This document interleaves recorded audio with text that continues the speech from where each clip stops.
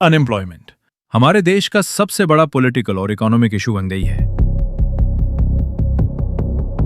इस रिपोर्ट के अकॉर्डिंग 2019 में अनएम्प्लॉयमेंट रेट ने लास्ट 45 इयर्स के रिकॉर्ड्स ब्रेक कर दिए।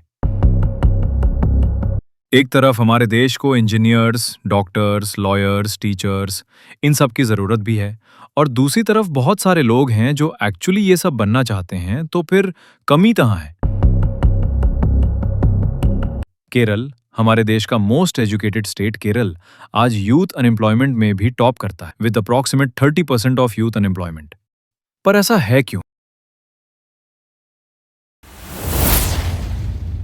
नमस्ते दोस्तों, वेलकम टू आवर चैनल। आज हम बात करेंगे अनएम्प्लॉयमेंट इन इंडिया, यानी बेरोजगारी का संकट। आज सच तो यही है कि हम ऐसे देश में रहते हैं जिसकी इकोनॉमी तो ग्रो कर रही है, कॉर्पोरेट सेक्टर बूम कर रहा है, डिजिटल इंडिया हेडलाइंस पा रही है, लेकिन बहुत सारे लोग जॉब्स की कमी से परेशान हैं। ये सिर्फ नंबर्स का खेल नहीं, बल्कि एक ऐसा चैलेंज है जो हमारे यूथ, फैमिलीज और इकोनॉमी को हिला रहा है। सोचा है कभी, इतना टैलेंट वाला देश, फिर भी जॉब्स क्यों नहीं? इस वीडियो में हम इस क्राइसिस के स्केल, कॉज, इफेक्ट्स और सॉल्यूशंस को डिटेल में देखेंगे। ये वीडियो पूरा है college students, UPSSC aspirants, political fans, news lovers और हर उसके लिए जो समझना चाहता है। तो चलिए शुरू करते हैं।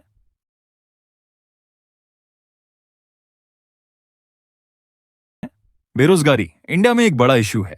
ये प्रॉब्लम हर एज ग्रुप, रीजन और जेंडर को टच कर रहा है। चलो इसे नंबर्स के साथ समझते हैं। Periodic labour force survey PLFS 2025 के लेटेस्ट डेटा के हिसाब से इंडिया का ओवरऑल अनएम्प्लॉयमेंट रेट 5.1% है। लेकिन जब यूथ 15 से 29 साल की बात आती है तो अनएम्प्लॉयमेंट रेट 13.8% तक चला जाता है। मतलब हर 100 यंग इंडियंस में से 14 के पास जॉब नहीं है। ये एक बड़ा रेड फ्लैग है। अर्बन एरियाज में सिचुएशन और भी इंटेंस है, जहां अनएम्प्लॉयमेंट रेट 6.5% है, जबकि रूरल एरियाज में ये 4.5% है। ये गैप दिखा रहा है कि शहरी यूथ को जॉब्स के लिए ज्यादा जद्दोजहद करनी पड़ रही है। अब विमेन वर्कफोर्स पार्टिसिपेशन का सीन देखो। PLFS 2023 से 24 के डेटा के मुताबिक female labour force partition rate LFPR सिर्फ 41.7% है, जबकि मेल LFPR 78.8% है। यहां हम बांग्लादेश से भी पीछे हैं। स्टेट्स के लेवल पर भी अलग अलग पिक्चर है।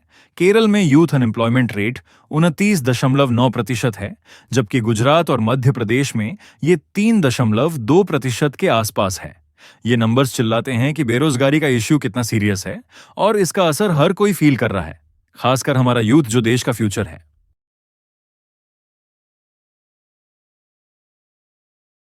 अब सवाल यह है, इतनी बेरोजगारी क्यों? चलो इसके रूट कॉजेस को एक एक करके समझते हैं, बिल्कुल डिटेल में। 1. Population explosion.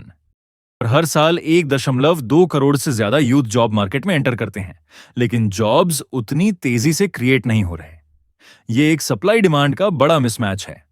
Centre for monitoring Indian economy CMIE के डेटा के मुताबिक job creation rate population growth से काफी पीछे है। ये पॉपुलेशन का प्रेशर इकोनॉमी पर एक बड़ा बर्डन डाल रहा है। 2. पुअर एजुकेशन सिस्टम और स्किल गैप्स। हमारा एजुकेशन सिस्टम अक्सर आउटडेटेड है। कॉलेजेस और स्कूल्स में जो पढ़ाया जाता है वो इंडस्ट्री के करंट डिमांड से मैच नहीं करता। नेशनल एम्प्लॉयबिलिटी रिपोर्ट 2024 के हिसाब से 50% से ज्यादा इंडियन ग्रेजुएट्स अनएम्प्लॉयबल हैं, क्योंकि उनमें इंडस्ट्री रेलेवेंट स्किल्स की कमी है। कोडिंग, डेटा एनालिटिक्स या सॉफ्ट स्किल्स जैसे कम्युनिकेशन और टीम वर्क, ये सब इंडस्ट्री में डिमांड में है, लेकिन हमारे सिलेबस में इनका फोकस कम है। वोकेशनल ट्रेनिंग भी लिमिटेड है, जो यूथ को जॉब रेडी नहीं बना पाता। 3. Jobless growth. इंडिया का GDP ग्रोथ तो जबरदस्त है, 8.2% इन 2023-24, लेकिन ये ग्रोथ जॉब्स क्रिएट नहीं कर रहा। मैन्युफैक्चरिंग और एग्रीकल्चर जैसे सेक्टर्स जो पहले लेबर इंटेंसिव थे, अब ऑटोमेशन और मैकेनाइजेशन की वजह से जॉब्स घटाते जा रहे हैं। इंटरनेशनल लेबर ऑर्गेनाइजेशन ILO के एक रिपोर्ट के मुताबिक 69% जॉब्स इन इंडिया ऑटोमेशन के थ्रेट में हैं, खासकर लो स्किल वाले। सर्विस सेक्टर में भी AI और टेक ड्रिवन सॉल्यूशंस का यूज बढ़ रहा है, जो जॉब्स को और श्रिंक कर रहा है। 4. Poor business environment. इंडिया में बिजनेस स्टार्ट करना या एक्सपैंड करना आसान नहीं है। ब्यूरोक्रेसी, कॉम्प्लेक्स टैक्स रेगुलेशंस और स्लो अप्रूवल प्रोसेसेस कंपनीज के लिए हेडेक हैं। वर्ल्ड बैंक के ease of doing business index 2023 में इंडिया 63वें रैंक पर था, जो इंप्रूव तो हुआ है लेकिन अभी भी साउथ ईस्ट एशियन कंट्रीज से पीछे है। छोटे बिजनेसेस और स्टार्टअप्स के लिए फंडिंग और इंफ्रास्ट्रक्चर का इश्यू भी बड़ा है, जिससे जॉब क्रिएशन लिमिटेड हो जाता है।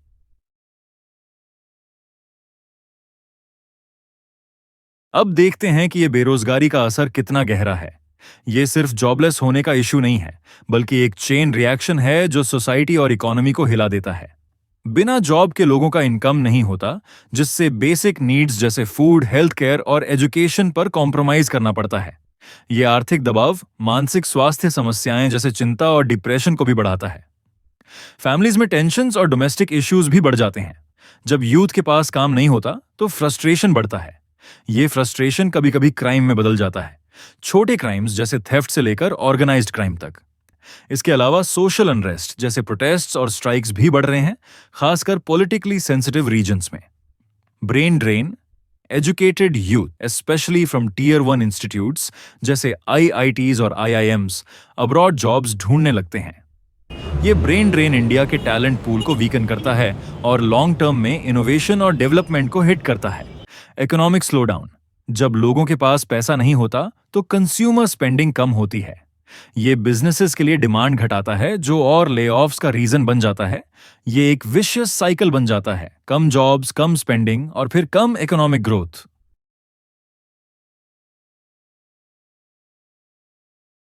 अब बात करते हैं सॉल्यूशंस की।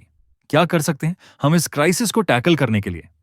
चलो कुछ सॉलिड आइडियाज देखते हैं जो प्रैक्टिकल और इंपैक्टफुल हैं। प्रमोटिंग स्किल डेवलपमेंट, सबसे बड़ा स्टेप है यूथ को जॉब रेडी बनाना। सरकार और प्राइवेट सेक्टर को मिलकर industry aligned skill programmes launch करने चाहिए। स्कीम्स जैसे प्रधानमंत्री कौशल विकास योजना PMKVY और नेशनल एजुकेशन पॉलिसी NEP में वोकेशनल ट्रेनिंग और स्किल बेस्ड एजुकेशन पर फोकस है, लेकिन इन्हें और स्केल अप करना होगा। एग्जाम्पल के लिए ITI इंस्टीट्यूट्स को मॉडर्नाइज करके AI, क्लाउड कंप्यूटिंग और रिन्यूएबल एनर्जी जैसे फील्ड्स में कोर्सेज ऐड किए जा सकते हैं। प्राइवेट कंपनीज जैसे TCS और इन्फोसिस के साथ पार्टनरशिप्स भी बढ़ानी चाहिए ताकि ऑन द जॉब ट्रेनिंग मिले। Building business friendly environment, India को स्टार्टअप्स और बिजनेसेस के लिए ज्यादा अट्रैक्टिव बनाना होगा। Simplified regulations, single window clearances और टैक्स इंसेंटिव्स से कंपनीज को एक्सपेंशन के लिए एनकरेज किया जा सकता है। मेक इन इंडिया और स्टार्टअप इंडिया जैसे इनिशिएटिव्स को और बूस्ट करना होगा, खासकर मैन्युफैक्चरिंग और ग्रीन एनर्जी सेक्टर्स में। स्पेशल इकोनॉमिक जोन्स SEZs में इंफ्रास्ट्रक्चर इन्वेस्टमेंट भी जॉब क्रिएशन को बढ़ा सकता है। मैन्युफैक्चरिंग सेक्टर्स जैसे टेक्सटाइल्स, फूड प्रोसेसिंग और लेदर गुड्स लेबर इंटेंसिव हैं और बड़े स्केल पर जॉब्स क्रिएट कर सकते हैं। गवर्नमेंट को इन सेक्टर्स में सब्सिडीज और एक्सपोर्ट इंसेंटिव्स देने चाहिए।